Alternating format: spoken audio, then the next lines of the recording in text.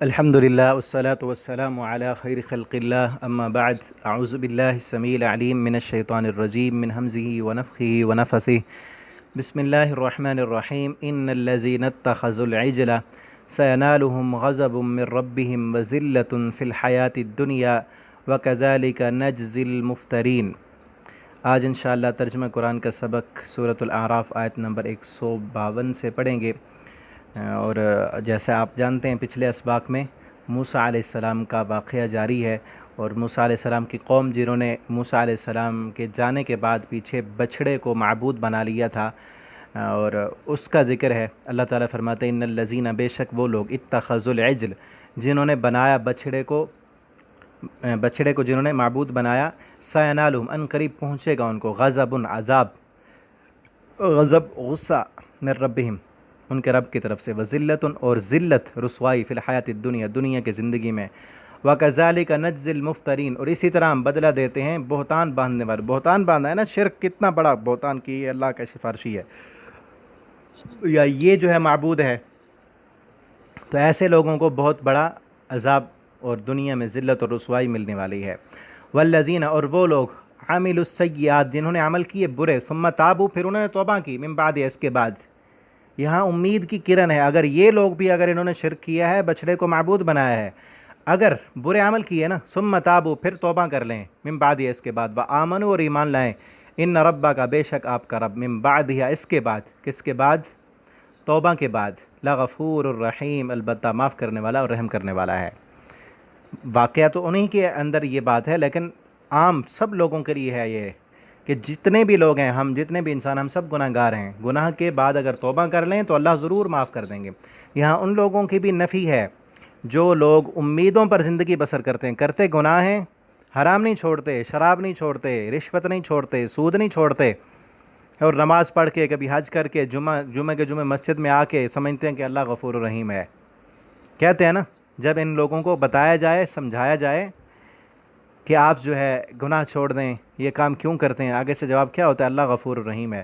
اللہ غفور الرحیم ہے، لیکن کب؟ ان ربک من بعدہا، اس کے بعد تیرا رب غفور الرحیم ہے۔ تو یہ پیغام، جیسے میں پہلے کہتا رہتا ہوں، دوسروں تک پہنچایا کریں، یہ بات پہنچائیں، لوگوں کو بتائیں کہ اللہ غفور الرحیم ہے، لیکن کن کے لیے؟ چوریاں کرنے والوں کے لیے، جھوٹ بولنے والوں کے لیے، غیبت کرنے والوں کے لیے۔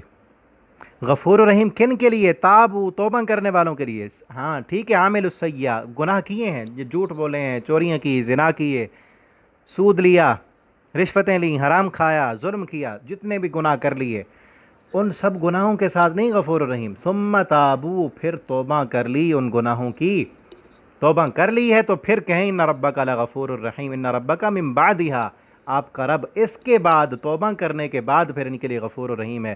اور توبہ کے لیے شرطیں کیا ہیں؟ توبہ کی کیا شرطیں ہیں؟ اللہ سے وعدہ کریں کہ اللہ جو ہو گیا آئندہ ہم نہیں کریں گے، اور اپنی طرف سے پوری کوشش کریں کہ وہ گناہ دوبارہ نہ ہو، اور پھر اللہ رب العالمین سے توفیق بھی مانگیں، اور آئندہ جو ہے نیکیاں کرنے کی کوشش کرتے رہیں، اور اگر بالفرض انسان ہے دوبارہ وہ گناہ ہو بھی جاتا ہے تو پھر توبہ کر لیں، پھر توبہ کریں۔ جتنے بھی مرتبہ گناہ ہوتا ہے نا، توبہ کرتے رہیں، لیکن سچی اور پکی توبہ، یہ نہیں کہ آپ آج توبہ کر لی، ذہن میں ہے کہ کل پھر موقع ملا تو پھر بھی کر لوں گا گناہ۔ ایسا بندہ جھوٹا ہے، ایسے بندے کی کوئی توبہ نہیں ہے۔ اور امیدوں پر گناہ نہ کریں، توبہ کی امید پر کہ ہاں کل توبہ کر لوں گا، سال کے بعد کر لوں گا، یا ابھی تو میں جوان ہوں، بوڑھا ہوں گا تو پھر کر لوں گا، یہ نہیں، کوئی پتہ نہیں کب موت آ جائے۔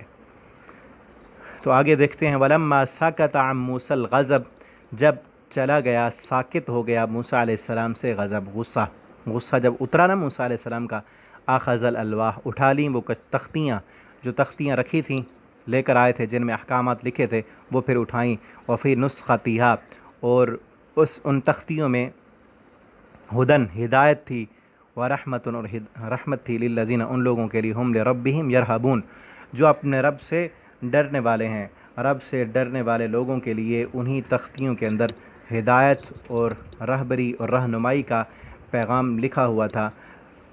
اور پھر ان لوگوں نے توبہ کی، جب ان کو بتایا گیا نا، کیونکہ تمہارے لیے معبود بنایا ہے تم نے، تو سخت ترین تمہارے لیے عذاب ہوگا، اور ساتھ میں امید کی کرن بھی دکھائی گئی کہ جو لوگ گناہ کیا انہوں نے توبہ کی، اور پھر انہوں نے نیک عمل شروع کر دی. اللہ رب العالمین غفور الرحیم ہے. انہوں نے توبہ کی اور ان کی توبہ کیسے قبول ہوئی پیچھے سورہ بقرہ میں بھی تھوڑا سا اشارہ ہے واقعے کا, اور مزید آگے اگلی آیت میں ہے. آیت لمبی ہے اور انشاءاللہ کل کے سبق میں ہم پڑھیں گے اگلی آیت بھی اور پورے رکوع تک. اللہ تعالی ہم سب کو قرآن کریم پڑھنے, سمجھنے, اس کے مطابق زندگی بسر کرنے کی اللہ ہمیں توفیق دیں. والسلام علیکم ورحمۃ اللہ وبرکاتہ.